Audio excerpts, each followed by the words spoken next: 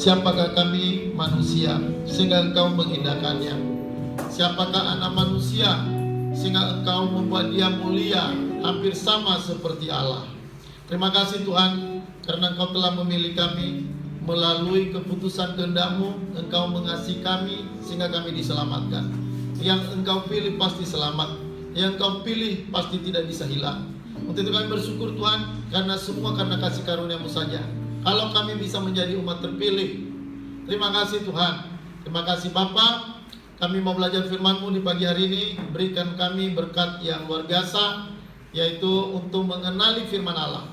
Biarlah kami jemaat menjadi jemaat yang rindu akan Allah, rindu akan kebenaran Allah, rindu akan firman Allah. Firman Allah adalah kebenaran. Kebenaran itu memerdekakan setiap kami. Kami percaya kalau kami hidup bagi firman Allah, maka kami akan merdeka, benar-benar merdeka. Tidak terbelenggu oleh apapun, oleh dosa, oleh iblis, oleh kuasa apapun.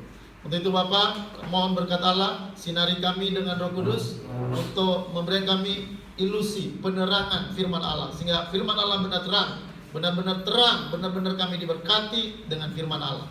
Lawat kami semua dari belakang sampai ke depan, Tuhan jamah, Tuhan berkati. Dalam nama Yesus, haleluya, amin. Ya, silakan duduk.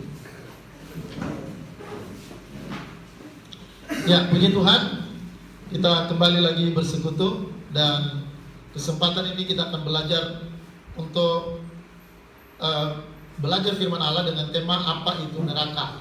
Ya, nah saudara-saudara, kita perlu tahu neraka. Apa itu neraka? Nah, kenapa kita perlu tahu? Karena saudara, dengan memahami neraka, kita akan timbul kesadaran. Ya, kita memiliki kesadaran bahwa neraka itu adalah sebuah tempat penghukuman bagi orang yang tidak percaya.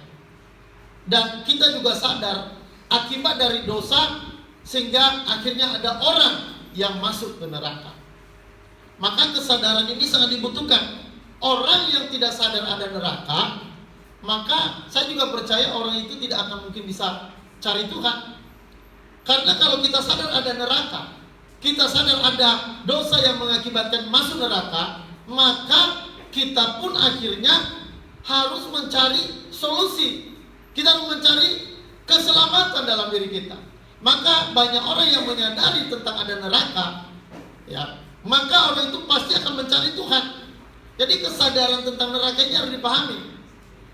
Khotbah tentang neraka bukan untuk menakut-nakuti orang, ya. Khotbah tentang neraka bukan untuk menakut-nakuti orang, tapi supaya orang sadar bahwa ada hukuman akibat daripada dosa, dan hanya orang yang percaya pada Yesuslah yang bisa terlepas dari hukuman neraka itu. Ya, nah makanya saat ini kita belajar apa itu neraka. Ya. Nah saudara, yang pertama kita perhatikan tentang apa itu neraka. Yang pertama, kita melihat dulu ayat-ayat Alkitab, ya, yang berbicara mengenai neraka. Ya, kita perlu memahami ayat-ayat. Ya, yang pertama ayat-ayat tentang neraka.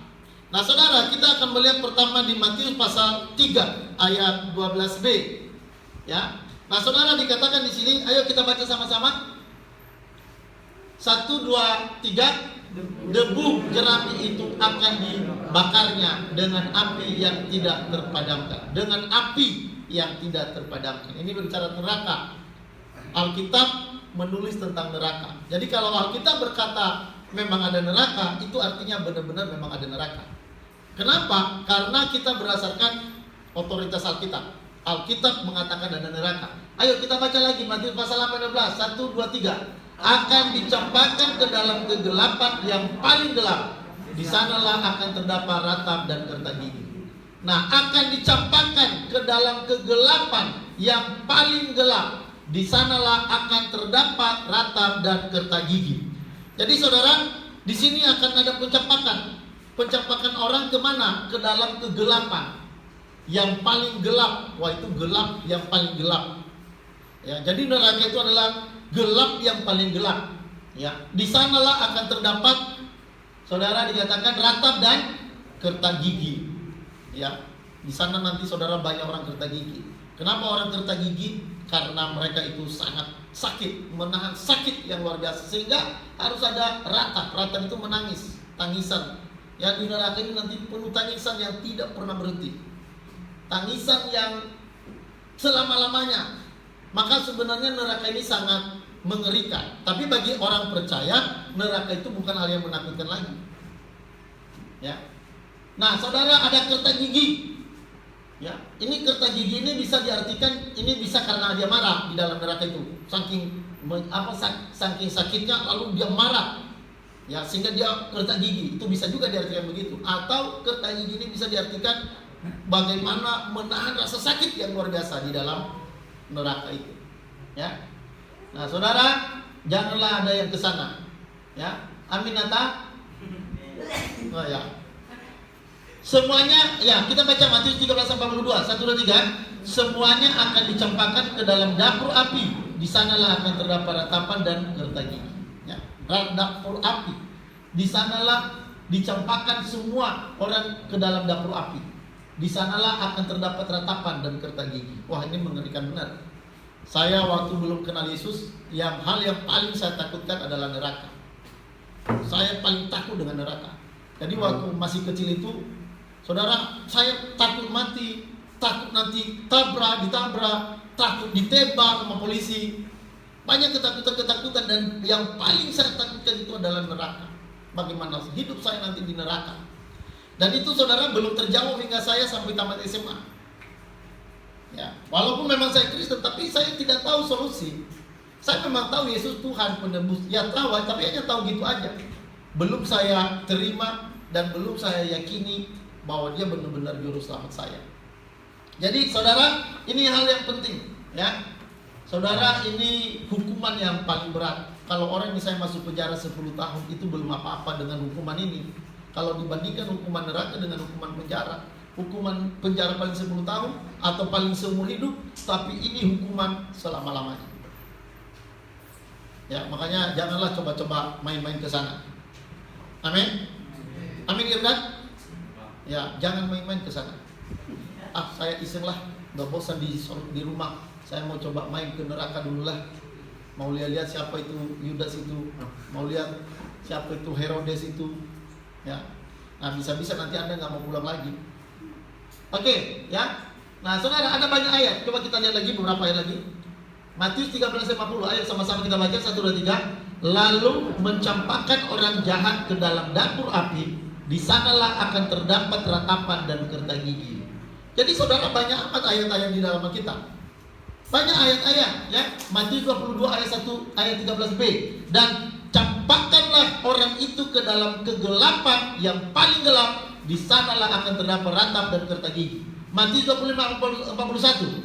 Enyahlah dari hadapanku, hai kamu orang-orang terkutuk. Enyahlah ke dalam api yang kekal, yang telah sedia untuk iblis dan malaikat-malaikatnya. Wah, saudara, ini sangat mengerikan. Ya, Matius 25:46. Dan mereka ini akan masuk ke tempat siksaan yang kekal. Jadi, saudara, ayat-ayat tentang neraka itu cukup banyak di dalam Alkitab. Ya, walaupun bukan berarti dia lebih banyak dari yang lain. Ada hal-hal yang dibahas oleh kita selain neraka, tapi kita tahu neraka juga cukup banyak ayatnya. Ya, cukup banyak. Nah, saudara, kita neraka itu memang tidak digambarkan secara detil oleh Alkitab. Dan memang kita nggak perlu tahu apa detil-detilnya Alkitab nanti gimana sih neraka, pojoknya kiri, pojoknya kanan, gimana, mana yang paling panas, mana yang sedang. Kita nggak, Alkitab tidak memberitahukan itu. Dan kita juga nggak perlu tahu yang begitu. Yang paling yang kita perlu tahu itu rasanya saja. Rasanya, hawanya sebelum kita ke sana. Amin? Halo, amin? Ya. Saudara, kita harus merasakan makanya kita perlu ngerti. Orang yang mengerti, dia tahu rasa, walaupun tidak pernah mencicipinya, walaupun tidak pernah datang sana, tapi yang tahu, dia tahu ada neraka, dia pasti, berarti orang itu bisa merasa, walaupun belum ke neraka. Ya. Nah, saudara, memang penderitaan-penderitaan dalam dunia ini juga bisa menggambarkan sedikit tentang neraka. Tapi, saudara, penderitaan kita dalam dunia menurut firman Tuhan tidak seberapa, tidak bisa dibandingkan dengan kemuliaan yang akan Tuhan berikan kepada setiap orang percaya. Jadi penderitaan kita dalam dunia memang kita menderita, tapi itu tidak apa-apa. Itu tidak ada apa-apanya. Itu tidak ada apa-apanya dibandingkan dengan kemuliaan yang diberikan pada kita, dan tidak ada apa-apanya dengan neraka yang akan dijalani oleh orang-orang yang tidak percaya. Ya, makanya bagi Anda tuh kalau menderita itu bukan sebuah hal yang menakutkan, tapi itu adalah untuk lebih kita memuji Tuhan, lebih kita mengarahkan hati kepada Tuhan. Ya. Jadi saudara, di sini ada banyak ayat mengenai neraka. Ya, di Matius 25:46 terakhir tadi di sini dikatakan, dan mereka ini akan masuk ke tempat siksaan yang kekal. Jadi siksaan ini kekal ya. Oke, lanjut. 5. 4 ya. Jadi masih ada beberapa ayat saudara, ya.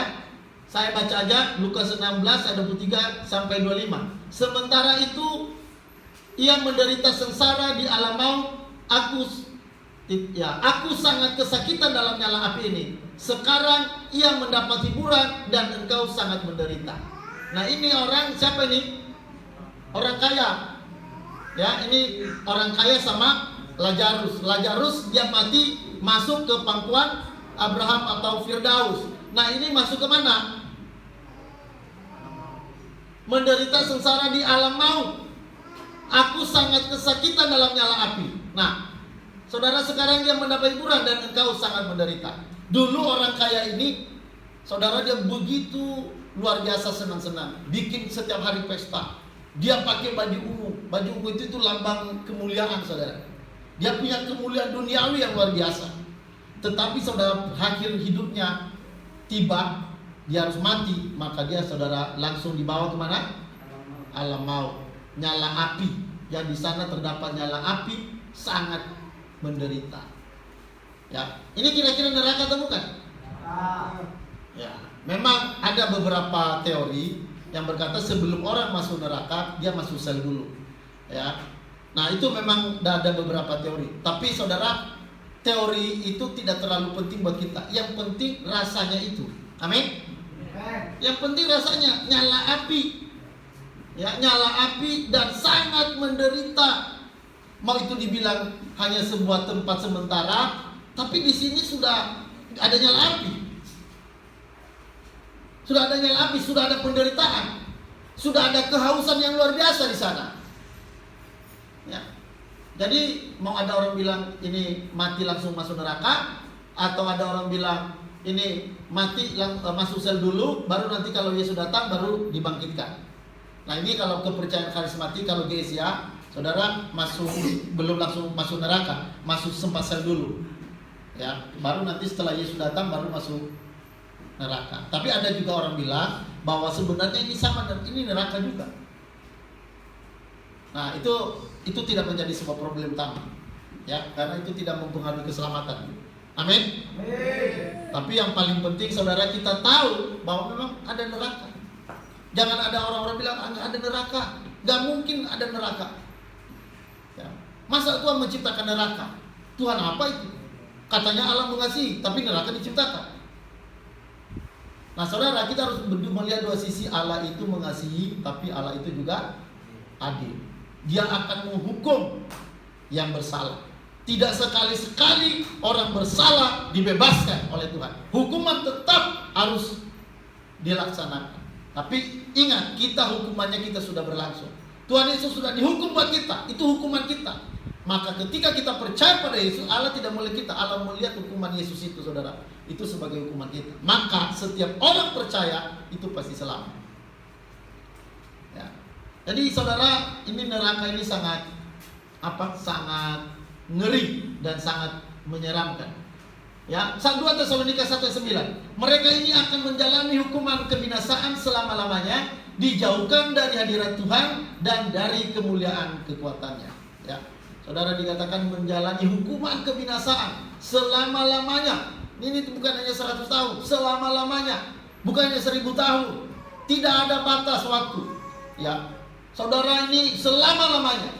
Terus dikatakan dijauhkan dari hadirat Allah, dari kemuliaan kekuatannya. Wah, kalau orang sudah dijauhkan dari Tuhan itu ngeri.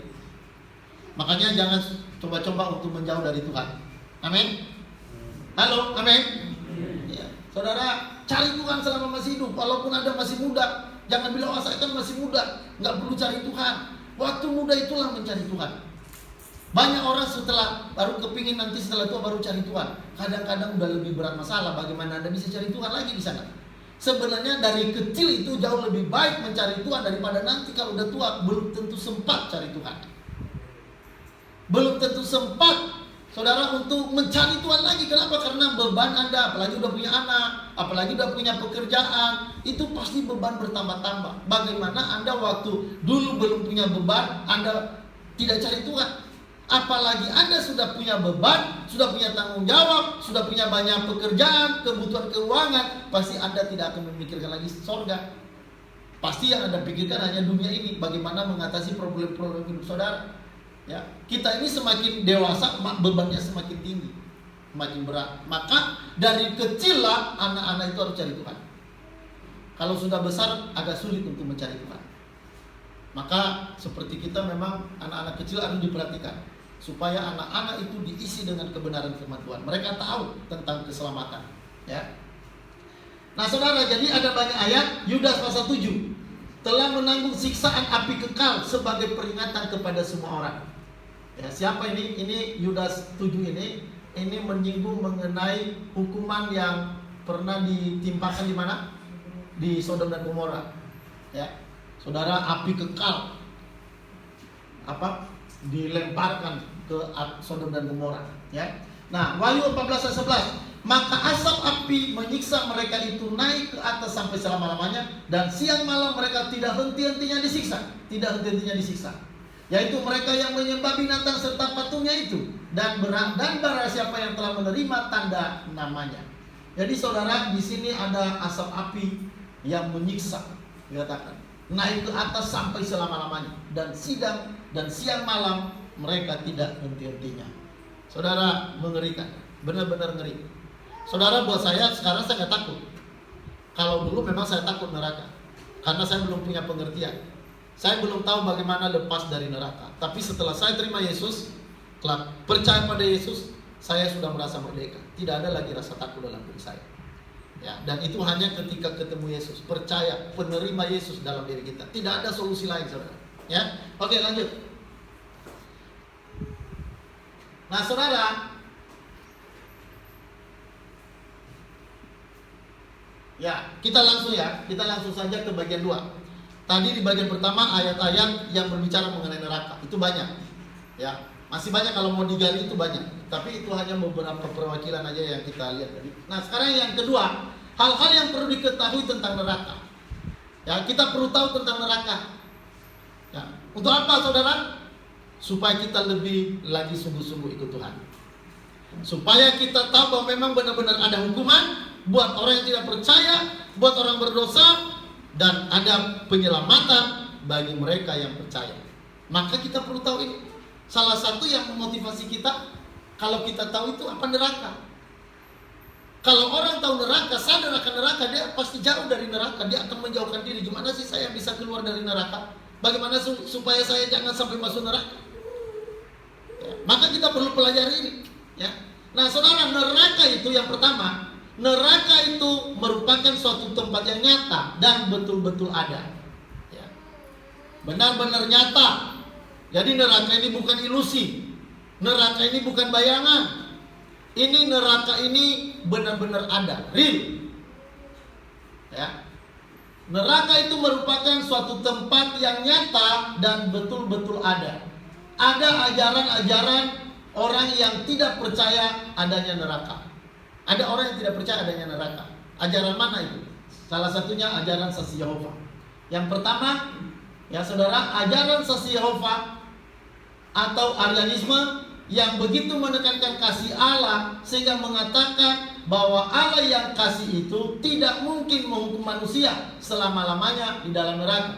Mereka percaya bahwa Allah akan memusnahkan manusia berdosa tetapi tidak menghukum mereka dalam neraka. Jadi ini ajaran Kristen yang saksi Yehova. Jadi dalam kekristenan ada yang menganut bahwa tidak ada neraka. Kenapa katanya tidak ada neraka? Karena Allah itu penuh kasih. Tidak mungkin dia menciptakan neraka buat orang-orang berdosa. Jadi bagi mereka orang yang mati, yang jahat, mati itu langsung lenyap pada waktu mati itu. Jadi tidak ada penghukuman buat mereka. Jadi ini ajaran saksi Yehova. Ya, kita menolak ajaran ini. Karena kalau misalnya tidak ada neraka, itu sama aja meniadakan keadilan Allah. Berarti kita tidak percaya bahwa Allah itu adil. Kalau kita percaya Allah adil, maka udah pasti ada hukuman neraka. Ya. Jadi, saudara, ajaran saksi Yehova ini ajaran sesat. Ini bahaya ajaran ini, bisa orang nanti buat kejahatan sebanyak-banyaknya. Mereka bisa melakukan macam-macam kejahatan, toh juga tidak ada penghukuman. Udah mencuri aja, ngapain kau susah-susah hidup? Ya, pergi ke toko emas, curi emasnya. Toh juga nggak ada neraka, toh juga nggak ada hukuman. Nah ini juga nanti bisa timbul hukum riba ini jatuhnya. Nah, kalau udah seperti ini, nah ini ya saksi Yehova ini mirip-mirip apa ini? Seperti binatang buas di hutan. Mereka udah menggigit temannya, makan temannya, mereka udah nggak merasa bersalah. Ya. Nah, katanya neraka tidak ada. Nah saudara, neraka itu ada, nyata. Ya, lanjut. Ini.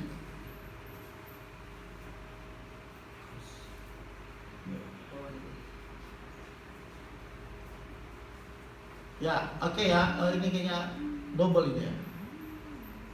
Ya, oke, yang ke-8.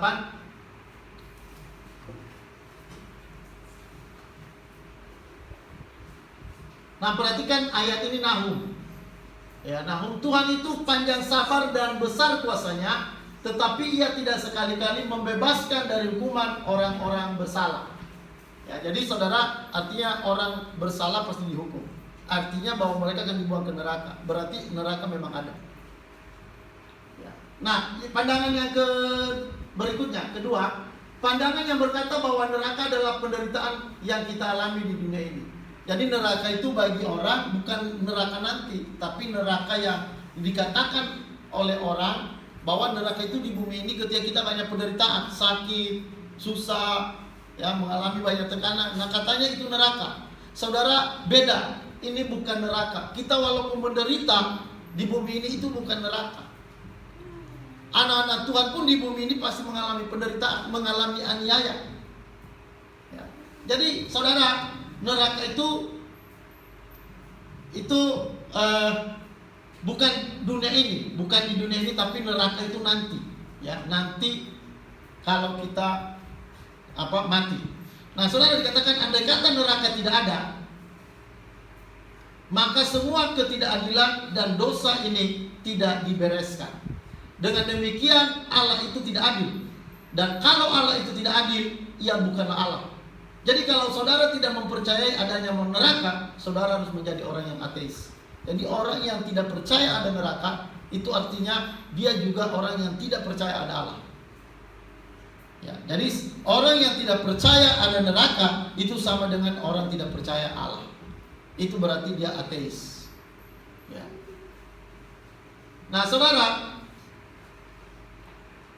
yang kedua, neraka itu apa? Yang kedua, neraka adalah tempat di mana orang terpisah dari Allah selama-lamanya, tanpa bisa dipulihkan kembali. Ya.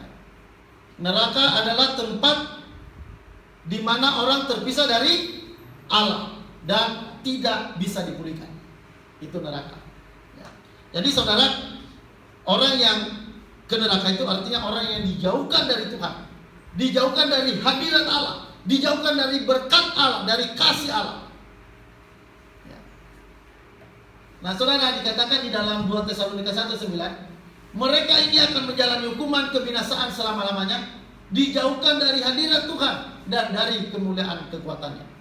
Ya, jadi ini ayatnya. Jadi saudara, neraka itu adalah tempat di mana kita dijauhkan dari hadirat Allah, dijauhkan dari kemuliaan Allah. Ya. Jadi ini benar-benar mengerikan. Jauh dari Allah itu ngeri. Nah, banyak orang hari ini saudara, mereka nggak mau peduli tentang cari Tuhan.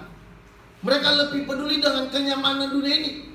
Mereka lebih hanya peduli dengan kebutuhan dunia ini.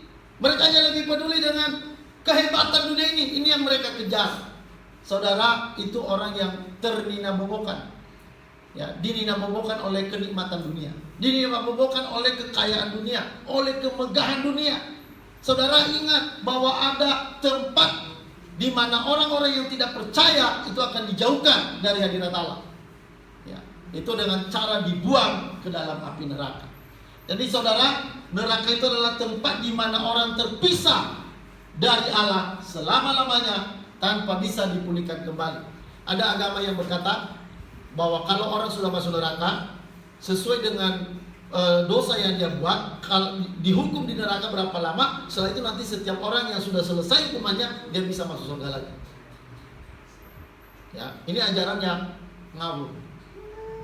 Ya, ini ajaran yang aneh bin ajaib. Karena neraka itu adalah tempat kekal, tidak bisa dipulihkan. Kalau udah masuk ke sana, Anda nggak bisa lagi, tolong bawa saya ke surga, nggak bisa. Seperti orang kaya itu berkata, Bapak Abraham suruh si Lazarus untuk memberikan aku air, menyucukkan jarinya ke dalam air dan meneteskan ke dalam lidahku. Apa kata Abraham? Tidak bisa, orang yang dari sini ke sana tidak bisa menyeberang karena ada jurang pemisah yang tak terseberangi. Jadi nggak ada orang yang bisa dari surga pindah ke neraka atau masuk ke neraka, dan orang yang dari neraka bisa naik masuk surga, nggak bisa. Jadi nggak ada masa penyelesaian. Misalnya kalau di dalam neraka dia udah selesai hukumannya, lalu dia bisa masuk surga. Wah, mana bisa diterima orang surga, saudara? Ya, nggak bisa lewat juga ke sana karena nggak ada alat yang bisa dipakai untuk bisa menyeberang ke sana. Karena firman Tuhan berkata ada jurang yang tak terseberangi. Jadi nggak ada orang yang bisa kalau orang udah masuk surga nggak bisa ke neraka. Kalau orang udah masuk neraka nggak akan bakalan bisa ke surga. Ya, mungkin bilang saya udah berapa lama di neraka, saya iseng-iseng dulu lah main-main di surga. Mau ketemu Abraham. Oh, nggak bisa, saudara. Bagaimana bau neraka Anda bawa ke surga? Bedanya luar biasa. Itu mirip bau bangkai sama bau parfum. Surga itu penuh kemuliaan. Neraka itu penuh bau bangkai. Bau bangkai mau bawa ke surga gimana? Nanti pasti malaikat ngambil palu itu, lalu dibentuk lagi di kepala, berdarah lagi, aduh, nangis lagi dia kan. Ya, jadi kalau udah ke neraka ya udah ke neraka. Kalau udah ke surga ya udah ke surga. Ya. Dan pasti penyesalan akan terjadi setelah orang masuk neraka, baru terjadi penyesalan. Maka untuk itu supaya jangan menyesal seumur hidup, sungguh-sungguh ikut Tuhan hari ini. Apapun keadaan kita, cari Tuhan lebih dulu. Ya, apapun yang kita dapatkan dalam dunia ini, itu tidak akan bisa kita bawa ke surga. Tapi kalau saudara apa yang Anda dapat di dunia dan Anda persembahkan untuk pelayanan, itu nanti besar upah saudara di surga. Ya. Oke, ya lanjut. Nah, kita juga lihat di dalam kitab Mazmur. Juga dalam Mazmur 16 ayat 11 dikatakan, di hadapanmu ada sukacita berlimpah-limpah, di tangan kananmu ada nikmat senantiasa. Ini di surga. Kalau di surga, kita di surga, di sini penuh dengan sukacita. Ya. Nanti kita nyanyi di sana, saudara, sungai sukacitamu. Ya, sambil kita goyang-goyang tangan. Amin. Amin. Pasti Kemis kalau udah begitu nanti dia udah nggak bisa tidur itu, langsung melayang-layang aja dia. Kalau udah masuk di surga. Iya Kemis? Ya. Penuh sukacita di sana. Jadi kalau mau penuh sukacita yang berlimpah-limpah, itu di dalam surga. Di tangan kananmu ada nikmat senantiasa. Nah, banyak orang tidak merasa nikmat kalau ke gereja. Banyak orang tidak merasa nikmat kalau melayani, tidak merasa nikmat kalau belajar firman. Saudara, kenikmatan kita itu firman Allah, persekutuan dengan Tuhan, kedekatan kita dengan anak Tuhan yang lain. Itu sukacita kita. Melayani itu adalah sukacita kita saat ini. Tetapi ada sukacita yang jauh lebih besar yang Tuhan akan berikan bagi kita nanti dalam surga. Ya, makanya firman Tuhan berkata, berbahagialah orang karena dianiaya, karena difitnah, karena namaku, sebab upah mereka besar di surga. Jadi melayani Tuhan, menderita buat Tuhan, saudara, itu membawa kita memiliki upah yang besar di surga. Ya, makanya melayani Tuhan hari-hari ini untuk melayani. Ya, setiap hari apa yang saudara lakukan untuk Tuhan, ya, maka itu yang Anda perbuat itu akan diperhitungkan menjadi upah di surga. Ya, jika saudara melayani, membimbing orang-orang pada Tuhan, mengajar firman Allah, makanya kenapa kita harus belajar serius? Ya, karena Tuhan masih memberi kita kesempatan untuk bekerja buat Dia. Nah, pekerjaan kita nanti di dunia ini diperhitungkan itu menjadi upah di sorga. Masuk sorga itu bukan karena pekerjaan kita, itu gratis, tapi untuk mendapat upah di sorga itu perlu kerja keras. Orang yang bekerja tidak akan dapat upah, yang tidak bekerja. Maka setiap hari itu belajar bekerja buat Tuhan. Melakukan apa? Jangan buang sampah sembarangan, karena itu diperhitungkan. Halo, amin. Ada lagi anak-anak kencing sembarangan, sehingga bau pesing kemana-mana. Ya, udah ada kamar mandi, udah ada WC, masih di pojok sana dia harus kencing. Wah, ini benar-benar keterlaluan. Manusia lama masih terus bekerja. Anak Tuhan nggak boleh begitu. Amin. Anak Tuhan itu nggak boleh buang sampah sembarangan. Saya kalau misalnya kemana-mana, itu kalau sampah itu misalnya ada sampah permen, itu langsung saya taruh di kantong saya. Sampah itu berbahaya, bisa membunuh orang. Bagaimana? Itu ketika sampah itu dibuang, nanti kan penuh got-got, lalu banjir. Bisa orang mati. Tanpa Anda sadar, Anda sudah membunuh orang. Maka jangan buang sampah sembarangan. Halo, amin. Ya, saudara, kita diperhitungkan semua apa yang Anda perbuat, setiap perkataan, setiap perbuatan yang Anda lakukan untuk Tuhan, itu akan semua diperhitungkan. Ya, oke. Nah, saudara, perhatikan baik-baik. Ayat ini menunjukkan bahwa kalau seseorang dekat dengan Tuhan, maka ada sukacita dan kebahagiaan. Secara implisit, ayat ini menunjukkan bahwa kalau seseorang terpisah dari Allah, ia tidak akan mempunyai sukacita ataupun kebahagiaan. Ia memang bisa mendapatkan sukacita atau kebahagiaan duniawi yang bersifat semu dan sementara, tetapi sukacita dan kebahagiaan yang sejati tidak akan pernah ia miliki. Ya, saudara, memang ada sukacita di dunia ini. Ketika orang berantem, bisa dia bersukacita saat itu. Ya, ketika dia misalnya mencuri, dia bisa punya rumah banyak dari hasil curian, dari hasil korupsi, memang dia bisa bersukacita. Tapi itu hanya sukacita semu. Itu hanya sukacita sementara. Nanti akan digantikan dengan penderitaan yang sangat besar di neraka. Ya, jadi jangan tertipu dengan sukacita dunia ini. Ya, jangan cari kesenangan dunia ini. Anak-anak muda, cari Tuhan, layani Tuhan.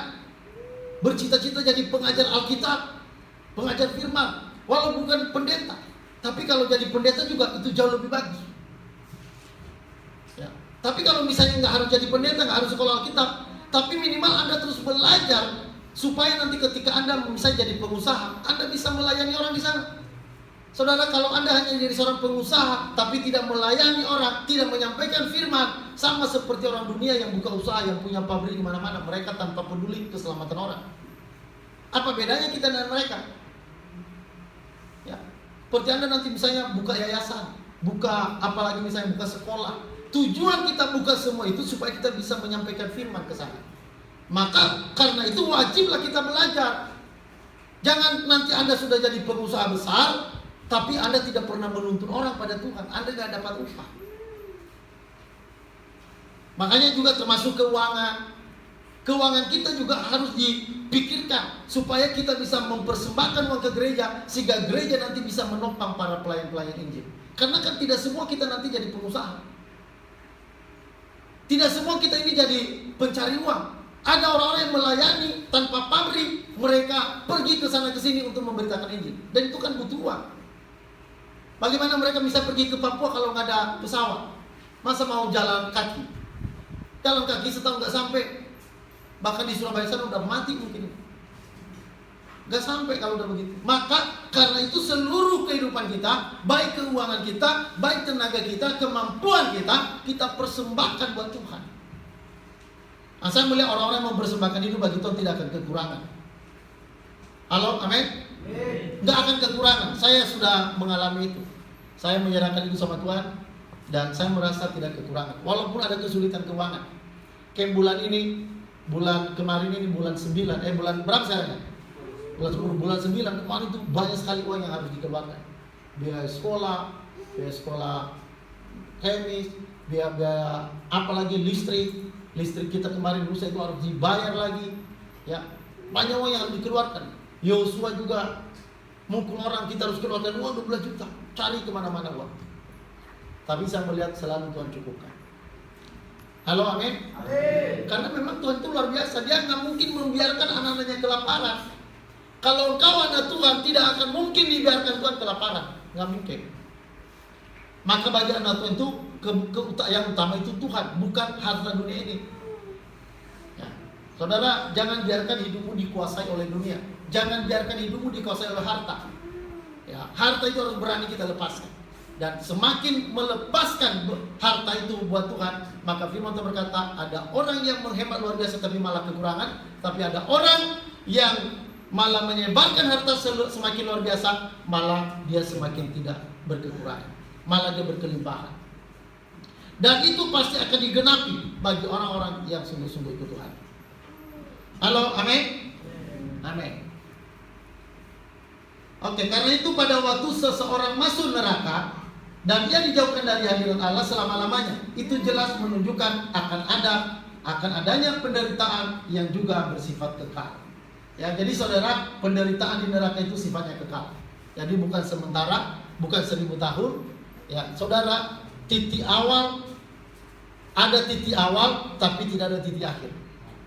Titik terus. Ya, dia akan terus, saudara. Nggak ada titik akhir. Wah, ini mengerikan. Jangankan saya kemarin aja sakit. Beberapa hari sakit, itu panas, demam. 3 hari mungkin saya di kamar terus. Saya kadang-kadang duduk nggak enak, makan juga nggak enak, tidur juga nggak enak, minum juga nggak enak, serba nggak enak. Ya. Beberapa hari saja turun berat badan. Ya. Ada makanan yang enak-enak, tetap terasa tidak enak, tetap rasanya hambar. Wah, itu masih sakit biasa itu. Saya bayangkan kalau misalnya itu terjadi di neraka, ya, itu udah nggak bisa lagi mau buju-buju, mau apa nanti, mau santai. Misalnya ada orang yang bilang, nanti di neraka kan enak, bisa kita ngobrol sama Miriam Belina. Mana bisa? Di neraka nggak ada sempat ngobrol-ngobrol. Kerjanya di sana jerit-jerit, kerja gigi.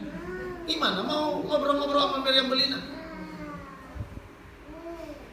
Ya, nanti bisa minum kopi sama sama Sarimi, kopi luwak dari Aceh. Ya, jangankan kopi, orang di situ aja nanti jadi kopi, dipanasin terus. Ya, nggak akan bisa bicara-bicara di sana, nggak akan bisa komunikasi, bisa main bola, nggak ada di sana main bola. Ya, main apa di sana nggak ada. Di sana itu benar-benar neraka jahanam. Ada main game. Hah? Ada main game di sana. Nggak ada main game, ya. Nggak ada sempat berantem di sana itu. Paling nanti di sana itu, Tuhan bunuh aku. Paling itu aja kata-katanya. Aku kepingin mati tapi nggak mati-mati. Ya. Paling kerjanya nangis dan penyesalan setiap hari. Karena titik awalnya ada tapi titik akhirnya nggak ada. Di situ terus selama-lamanya. Kalau misalnya katakan 1000 tahun lah, batasan 1000 tahun. Ya udah, berarti nanti ada masa selesai hukuman. Ini tidak ada. Tidak ada masa selesai hukuman. Di sana hukuman selama-lamanya. Maka karena itu jangan pernah coba-coba main ke sana. Amin. Karena kalau udah main ke sana, sekali di sana, tetap di sana. Sekali merdeka, tetap merdeka. Amin. Ya, maksudnya kalau Anda sudah ke surga, Anda terus merdeka. Kali Anda ke surga itu tetap surga. Kali Anda ke neraka, tetap neraka. Ya. Oke, kita lanjutkan. Nah, saudara, ketiga, apa itu neraka? Neraka adalah tempat penyiksaan penderitaan yang ada. Penderitaan. Neraka adalah tempat penyiksaan penderitaan. Ya. Yang pertama, saudara, luar biasa hebatnya. Maksudnya apa yang luar biasa? Penderitaannya, penyiksaan itu luar biasa. Ya. Saudara, tolong baca satu orang, Pak Heri, Matius 25 ayat 46. Kita baca. Matius 25 ayat 46. Ini saudara penderitaannya hebat. Matius 25 46.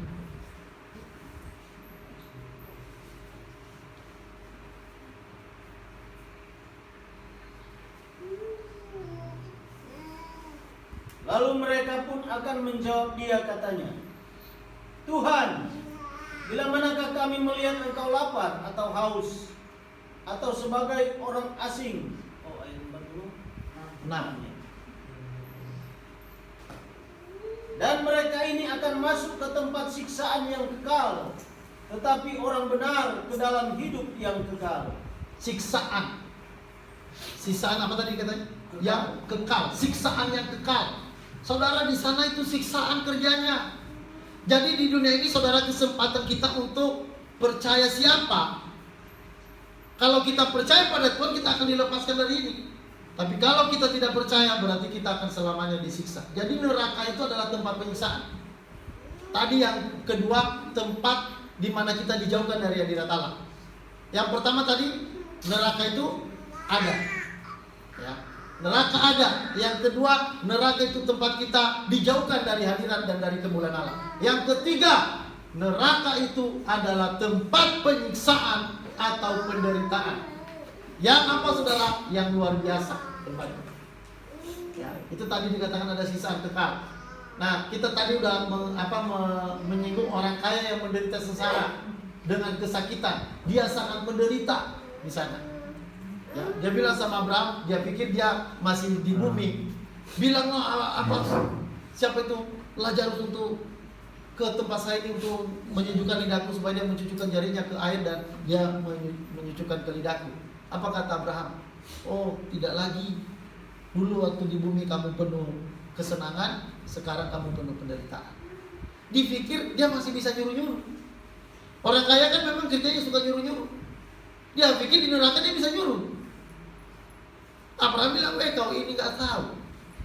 Masa kamu gak tahu kalau udah di neraka itu tetap di sana, gak ada yang bisa nyebrang ke sini. Wah, di situ dia salah paham, saudara. Dia pikir neraka itu bisa tempat keluar masuk. Saudara, kalau di neraka tetap di neraka, dan kerjanya di sana disiksa terus menerus. Ini siksaannya luar biasa. Saudara, kalau Yesus tahu, karena Allah tahu siksaan itu, maka Yesus itu datang ke dunia untuk mati, untuk membebaskan kita dari hukuman itu. Yesus itu sampai mati di kayu salib karena dia tahu rasa neraka itu luar biasa, dan dia nggak mau kalau anak-anaknya masuk neraka. Maka saudara, waktu dia di salib itu, ya dia berteriak, Eli Eli lama sabachthani, kenapa engkau meninggalkan aku? Saudara, dia mengalami perpisahan dengan Allah karena hukuman dosa. Itu gelombang hukuman dosa itu menerpa, tsunami dosa itu menerpa seluruh hidupnya. Itu kesakitan yang luar biasa. Kalau Yesus saja sampai menjerit, bagaimana nanti saudara kalau masuk neraka? Apakah lebih menjerit lagi? Yesus saja menjerit, saudara. Dia bilang, Papaku, kenapa engkau meninggalkan aku? Karena penghukuman itu artinya kita dipisahkan dari Allah. Ya, di sana kita akan disiksa secara luar biasa. Wah, saudara, kalau Yesus saja berpikir untuk mau minum cawan itu, kan Yesus pernah berdoa kan? Apa doanya? Kalau boleh cawan inilah coba doa begitu kan, artinya itu kan menandakan hukuman itu luar biasa. Itu bukan hukuman biasa. Sampai Yesus bilang, kalau boleh cawan ini lalu daripadaku, tapi jangan kehendakku yang jadi, biarlah kehendak. Itu sebenarnya doa yang sebenarnya itu jeritan yang luar biasa. Sampai Yesus untuk menahan itu sampai dia keringat darah. Oh, mana ada orang yang pernah keringat darah? Ada nggak orang yang pernah keringat darah? Ya, paling misalnya kalau saudara keringat, ya paling hanya keringat air biasa. Ya, bau-bau ketek dikit. Ya, nah ini keringat darah. Jadi kayak pembuluh-pembuluh darah Yesus itu pecah. Itu untuk menahan apa? Itu untuk menahan penderitaan neraka itu. Dia menanggung neraka itu buat kita. Di salib itu neraka itu benar-benar ditimpakan kepada Yesus untuk pembebasan kita. Maka kalau sampai orang main-main, dia nggak percaya Yesus, ya itu artinya dia akan berlapang dada untuk menerima hukuman neraka itu. Ya, dan banyak orang yang merasa berlapang dada, aku siap masuk neraka. Ya, nanti kalau sudah sampai sana, Anda tidak bisa berlapang dada lagi. Di sana pasti ada jerit-jerit, gertak gigi, ratap tangis setiap hari. Ya, kalau di sini pernah si Nata paling pernah dia sekali nangis saya lihat. Ya, waktu dia minta ampun gara-gara dia nipu-nipu masalah uang. Ya, nangis-nangis dia. Ya itu nggak apa-apa kalau nangis-nangis seperti itu sekarang nggak apa-apa. Itu kan nangis pertobatan. Iya, tapi kalau Anda sudah sampai nangis nanti di neraka, itu bukan lagi tangis pertobatan, itu tangis penyesalan seumur hidup. Ya, dulu juga pernah dia nangis itu waktu katanya dia mimpi apa, ngigok, terus dia jatuh ke ada batu split sana sampai berdarah. Nangis akibat itu nangis pertobatan. Amin. Amin. Ya, kalau nangis begitu nggak ada masalah. Tapi kalau sudah sampai nangis di dalam neraka, itu nangis penyesalan seumur hidup. Artinya nangis yang tidak pernah berhenti. Aduh, ngeri. Lebih bagus Nata nangis sekarang daripada nanti. Amin, Nata? Amin? Iya. Lebih bagus nangis sekarang daripada nanti nangis selamanya loh. Saya aja nggak bisa membayangkan itu. Sangat tidak bisa membayangkan bagaimana itu neraka. Ya. Ada orang-orang yang merasa diri baik, dia seakan-akan dia bilang gini, nanti saya kalau di neraka nggak lama. Kenapa nggak lama? Karena dosa yang dia buat nggak terlalu banyak. Ya, jadi nanti udah sampai di neraka paling ya 10 tahun udah pasti masuk surga. Saudara tahu 10 tahun, ya setengah jam aja di neraka itu udah sakitnya minta ampun. Setengah jam, apalagi 10 tahun. Ya, siksaan di sana. Ya, dikatakan siksaan, penderitaan, kesakitan. Ya, ini lagi dikatakan di dalam Matius 8:12, kata-kata ratap dan kerta gigi. Ada kerta gigi di sana. Ya, kalau di dunia ini seperti saya bilang tadi, kita masih bisa main bola, futsal, ya, main kolam renang, main catur. Ya makanya nggak apa-apa kalau misalnya sekarang main catur, nggak apa-apa, karena nanti di neraka nggak ada lagi main catur. Ya, oke. Nah, simbol-simbol tentang neraka yaitu api. Ya, ini ada api yang tidak terpadamkan. Ya, itu ada banyak ayatnya ini. Jadi banyak sekali ayatnya tentang neraka ini loh, banyak sekali ayatnya. Nah, terus ada ulat bangkai. Ya. Nah, ini ulat-ulat bangkai ada. Berarti nanti orang-orang itu Miriam Belina, siapa-siapa, ya, Habib, di sana dia sama ulat-ulat bangkai. Itu nanti matanya itu masuk ulat, keluar masuk seluruh badannya. Iya.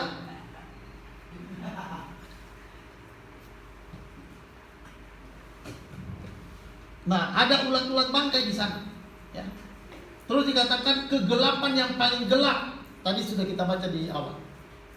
Ya. Jadi saudara-saudara, janganlah kiranya kita dijauhkan dari ini semua. Halo, amin? Amin. Oke, lanjut. Semua ini, api, ulat bangkai, kegelapan adalah simbol. Ya. Ini terdiri dari api dan kegelapan. Ya, api dan kegelapan. Terus pada waktu kitab suci menggambarkan surga, digunakan simbol-simbol, ya. Di dalam Wahyu pasal 21 11 21, karena bahan-bahan di surga itu jelas tidak ada di dunia. Jadi itu semua simbol. Surga juga itu banyak simbolnya di dalam Alkitab. Demikian juga neraka. Ya. Kalau surga digambarkan dengan simbol, ya, saya juga percaya bahwa neraka juga digambarkan dengan simbol. Jadi neraka itu digambarkan dengan simbol api, ya, itu simbol kegelapan. Itu bangkai yang tidak terpadamkan. Jadi saudara, simbol-simbol ini sebenarnya menggambarkan tentang rasa yang terjadi di neraka itu seperti itu. Rasa yang akan kita alami dalam neraka. Nah, saudara, dikatakan bagian B, bersifat kekal. Ya, ini gambaran apa tadi neraka itu, ya? Tadi yang pertama apa? Ya, dia digambarkan seperti api, kegelapan. Apalagi tadi? Ulat bangkai. Nah, sekarang saudara yang kedua, bersifat kekal selama-lamanya tanpa ada akhir. Pengurangan Pengangguran, bukan pengurangan. Pengangguran.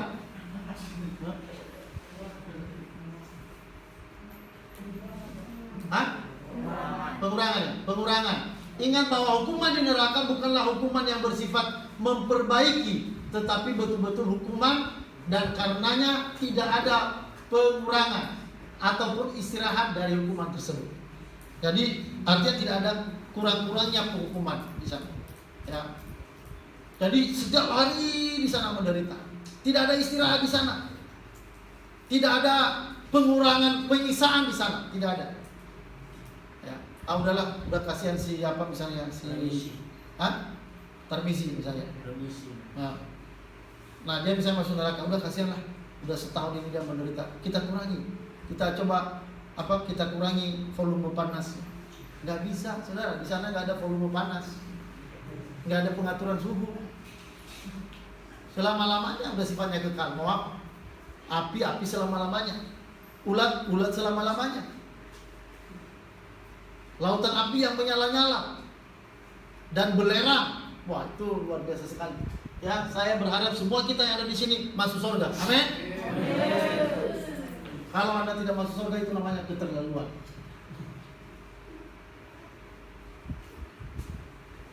Bahwa hukuman di neraka bersifat kekal, tidak ada akhirnya, digambarkan oleh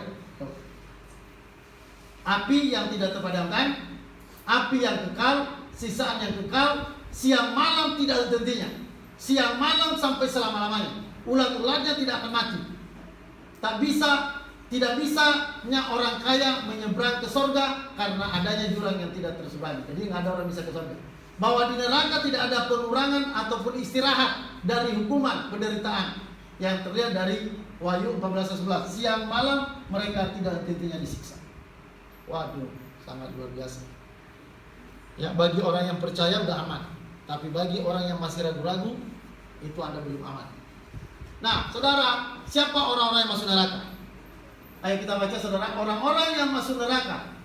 1, 2, 3. Tetapi orang-orang penakut, orang-orang yang tidak percaya, orang-orang keji, orang-orang pembunuh, orang-orang sundal, tukang-tukang sihir, penyembah-penyembah berhala, dan semua pendusta, mereka akan mendapat bagian mereka di dalam lautan yang menyala-nyala oleh api dan belerang. Inilah kematian yang kedua. Siapa yang bisa masuk neraka? Itu orang-orang yang tidak percaya. Ya, orang-orang tukang sihir, orang-orang yang penakut, orang-orang pembunuh, orang-orang sundal, tukang-tukang sihir, penyembah-penyembah berhala, semua pendusta, mereka akan mendapat bagian mereka di dalam lautan yang menyala-nyala oleh api dan belerang. Inilah kematian yang kedua. Ya, saudara, manusia itu 2 kali mati. Mati yang pertama yaitu putus nyawa. Mati yang kedua, saudara, itu putus hubungan dengan Allah. Itu artinya dibuang dari hadirat Allah. Berarti itu dibuang ke neraka. Tapi kematian yang kedua ini bukan berarti akhir dari hidup, tapi itu awal dari kehidupan penderitaan selama-lamanya. Ya. Jadi saudara, bagaimana supaya kita jangan masuk ke sana? Nah, saudara, kita melihat bagaimana cara agar tidak masuk neraka. Pertama, percayalah dan menerima Yesus sebagai Tuhan dan Juru Selamat pribadi. Yohanes 14:6.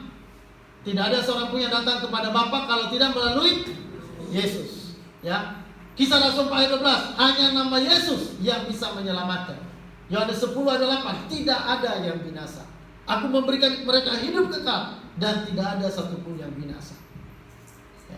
Roma 8:1, tidak ada hukuman bagi mereka yang ada di dalam Kristus Yesus. Ya. 1 Petrus 2:24, Yesus telah memikul dosa kita. Dosa apa yang dipikul Tuhan? Itu dosa masa lalu sampai dosa yang akan datang. Itu sudah dipikul 100%. Bagi orang percaya Yesus sudah aman, keselamatannya tidak akan pernah hilang. Sekali selamat, tetap selamat. Tapi orang yang belum percaya, mereka akan selamanya dibuang ke dalam neraka. Saudara, ini khotbah-khotbah ini Anda bisa pakai untuk mengkhotbahkan orang. Ini karena ini perlu. Karena orang biar tahu sadar neraka itu apa. Karena kalau orang sadar neraka, begitu kesadarannya tinggi terhadap neraka, maka dia akan mencari Tuhan. Orang yang belum sadar ada neraka, dia nggak mungkin mau percaya Yesus. Maka khotbah tentang neraka ini perlu disampaikan. Halo, amin. Amin. Oke, itu aja firman Tuhan yang kita bisa dengarkan pada saat ini. Mari kita